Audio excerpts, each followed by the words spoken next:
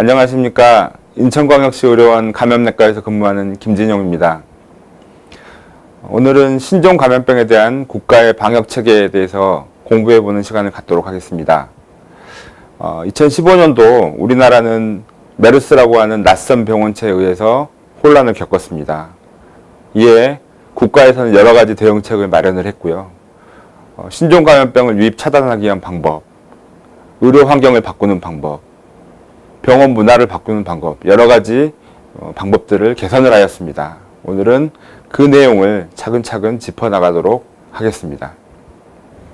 신종감염병 국가대응체계의 이해에 대해서 말씀드리겠습니다. 먼저 감염병이 전파되는 양식의 세 가지 요소에 대해서 이해를 하셔야 되는데요. 감염병이 전파되기 위해서는 감염병을 일으키는 감염원이 있어야 될 거고, 감염을 일으킬 만한 사람이 있어야 될 겁니다. 그리고 그 감염원이 사람에게 전파되는 전파 경로가 있어야 될 겁니다. 감염원마다 이 전파되는 전파 경로는 서로 다른데요.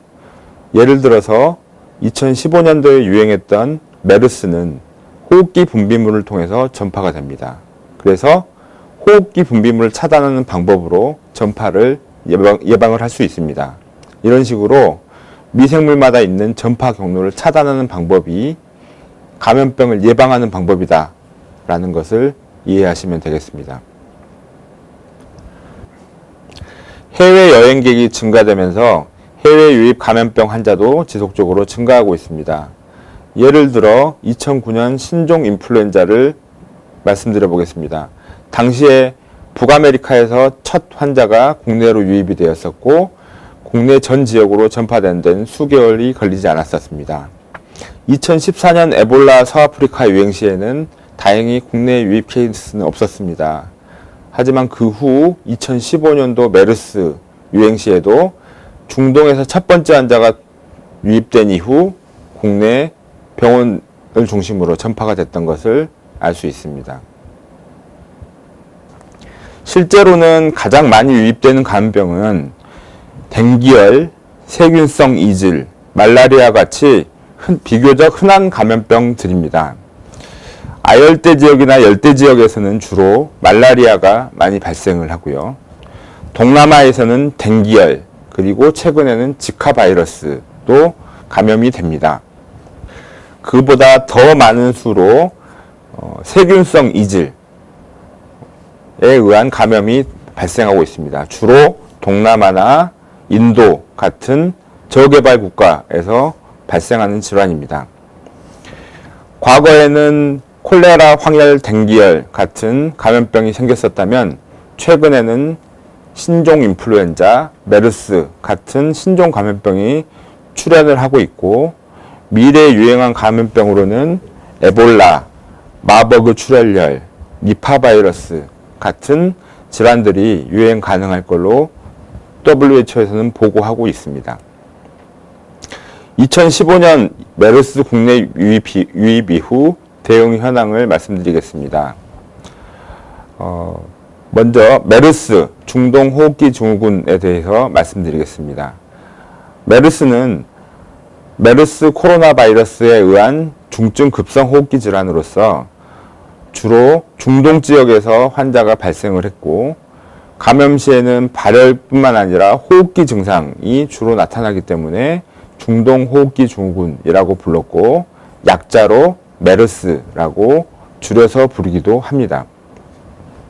2012년 9월에 최초의 환자가 보고됐고, 당시 사우디아라비아에 첫 환자가 발생한 이후 26개 국가에서 지속적으로 발생을 했습니다. 총 1616명의 환자 중에 624명이 사망해서 사망률은 38.6% 정도로 보고가 되고 있고, 대부분의 환자가 사우디아라비아에서 발생한 것으로 알려져 있습니다.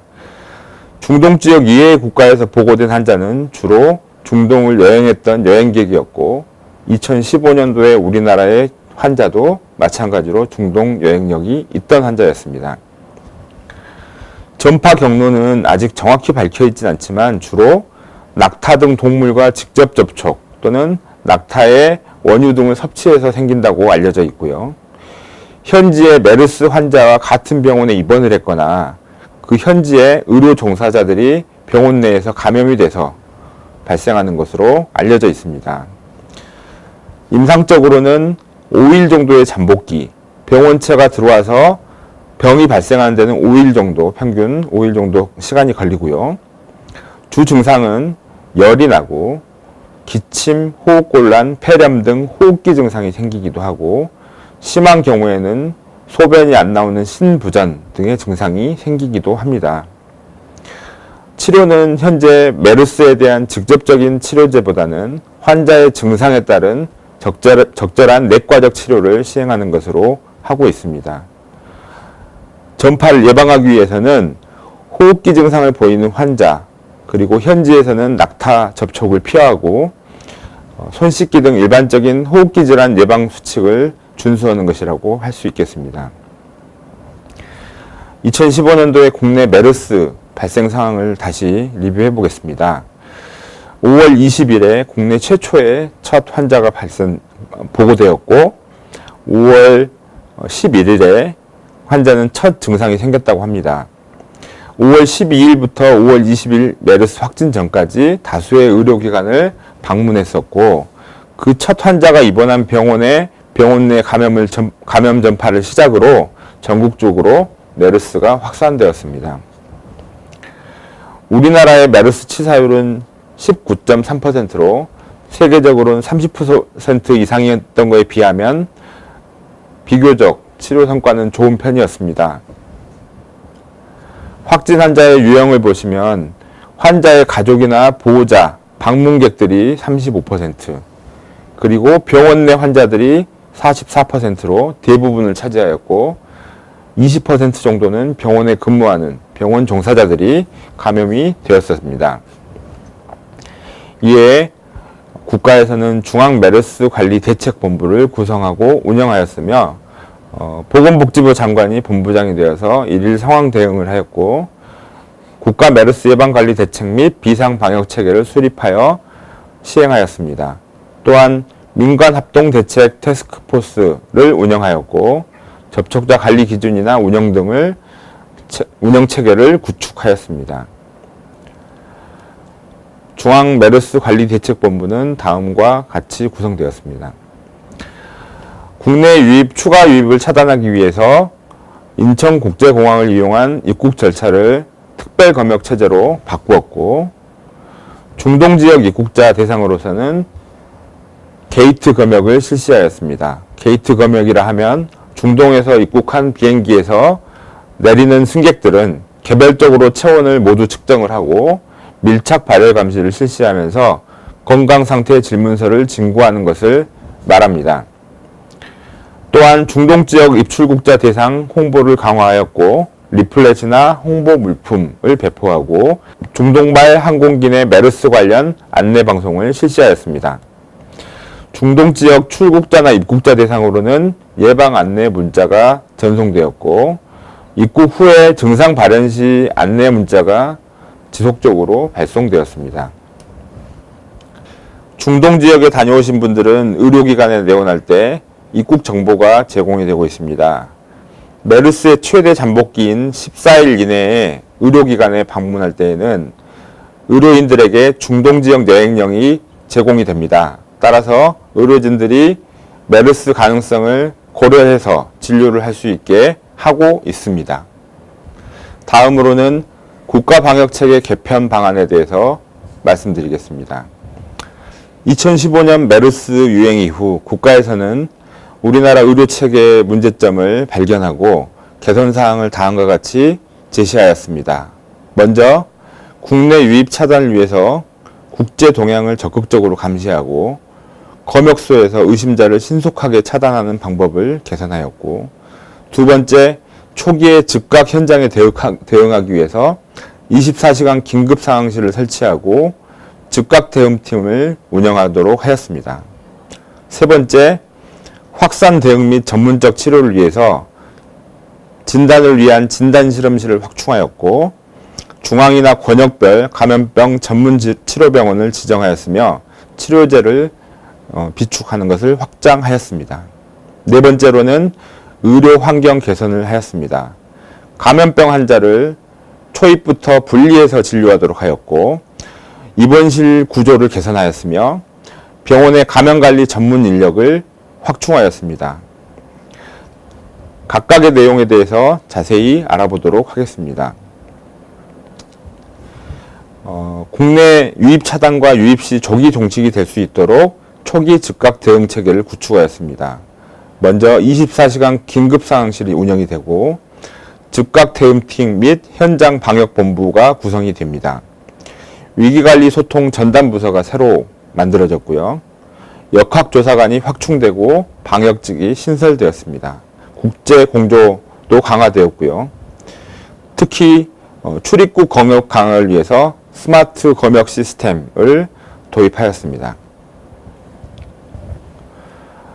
24시간 긴급상황실에 대해서는 신종 감염병 의심 신고를 24시간 한라인으로 한 군데로 통합을 해서 수집을 한 다음에 정보 분석을 해서 위험도 평가를 하고 위기 대응이 필요하다고 하면 즉각 대응팀 현장 출동을 시키고 유관기관에 상황을 전파시키는 역할을 담당하고 있습니다. 스마트 검역 시스템에 대해서 설명드리겠습니다. 스마트 검역 시스템은 국립검역소와 질병관리본부 콜센터가 입국자 정보를 공유를 하고 있고, 입국자의 여행력을 파악을 해서 감염병 위험지역을 다녀온 경우에는 감염병의 최대 잠복기 동안 SMS 등을 통해서 감염병 정보를 제공하는 것을 말합니다. 두 번째로 신종감염병 유행 확산 대비를 위해서 신속 진단, 감염병 환자 격리시설, 전문 치료 체계를 구축을 하였습니다. 감염병 전문 치료 체계를 위해서 음압 격리병상을 확대하였고, 격리시설을 사전에 확보하고 격리자 관리하는 방법을 강화하였습니다. 신속하고 정확한 진단 체계를 구축하여 각 지자체별로도 진단할 수 있는 능력을 키웠습니다. 감염병 연구 개발하는 능력을 강화하여서 국립보건원의 연구 기능을 확대하였습니다. 세 번째로 병원 감염 방지를 위해서 응급실 선별 진료를 의무화하였고, 병원 감염관리 인프라를 확충하였으며 간병, 병문안 문화 등 의료 환경을 개선하였습니다. 먼저 응급실은 분리진료를 하였습니다. 방문객 출입 제한을 하였고요. 6인실 위주의 다인실 입원실에서 4인실 위주로 개편을 하였습니다. 보호자 간병 제도를 간호사로 대체하는 포괄 간호 서비스를 확대하였고, 병원의 감염 관리를 강화, 병문안 등 병원 문화를 개선하도록 하였습니다. 네 번째로는 신종감염병 능동적 대응, 방역 특수성을 감안해서 신종감염병 거버넌스를 개편하였습니다. 질병관리본부를 개편해서 본부장을 차관급으로 격상하였고, 감염병 위험도에 따라서 중앙정부와 지방정부 간의 역할을 나누었습니다. 한국질병관리본부와 미국의 질병통제예방센터를 비교해 보시면 인력은 우리나라는 425명, 미국은 15,000여 명으로 20분의 1 정도의 인력으로 저희는 운영을 하고 있습니다. 해외 파견도 우리나라는 2개국, 미국은 50여 개국, 역학조사관도 우리나라는 34명, 미국은 300여 명으로 10배 이상 차이가 남을 알 수 있습니다. 이 정도의 조직으로도 선진국에 못지않는 감염병 대응 체계를 구축하기 위해서 질병관리본부는 최선을 다해 노력을 하고 있습니다. 현대 사회에서는 사람의 행위나 활동의 변화, 그리고 기술적 진전, 생태계의 혼란, 생물학이나 의학의 발전, 그리고 거기에 맞물린 인구의 증가 등으로 해서 미생물성 질병의 전파가 증가가 예상이 되고 있습니다. 과거의 재출현 및 신종 미생물성 감염질환, 항생제 내성 감염병들이 가까운 미래에 우리를 위협할 기회가 계속 증가할 것입니다. 국경 없는 보건협력이 곧 안보다. 글로벌 보건 안보 구상 GCR라고 하는 고위급 회의가 서울에서 개최됐었습니다. 신종 감염병 확산에 24시간도 안 걸리는 글로벌 시대입니다. 국제적 전염병 예방을 하고 감염병 차단을 하는 것이 국가 안보와 경제 안보를 키우는 길이라는 생각을 하고 있습니다. 관습과 문화를 고려한 감염병 차단이 필요하고 세계화, 항생제 내성 확산으로 감염병이 최악이 될 수 있는 상황에서 국제협력이 필수적으로 필요한 상황이 되고 있습니다. 새로운 감염병은 어쩌면 우리 옆에 이미 있었을지도 모릅니다. 진단기술이 발달하고 새로운 의학기술이 도입되면서 우리가 있던 것을 찾아내고 있는 것이죠. 국가에서 신종 감염병에 대해서 새로운 대책을 내고 있지만 그것을 이해하고 국민들이 따르지 못한다면 또 다른 메르스가 온다고 해도 막을 수 없을 것입니다. 예를 들어 병문안 문화를 개선한다고 하지만 그걸 지키지 않는다면 또 다른 메르스가 오더라도 원내 감염은 지속될 것입니다. 오늘 제가 말씀드린 내용을 바탕으로 해서 여러분들도 국가의 대응 체계를 이해하고 따라주신다면 다음의 신종 감염병은 분명히 막을 수 있을 것이라고 확신합니다.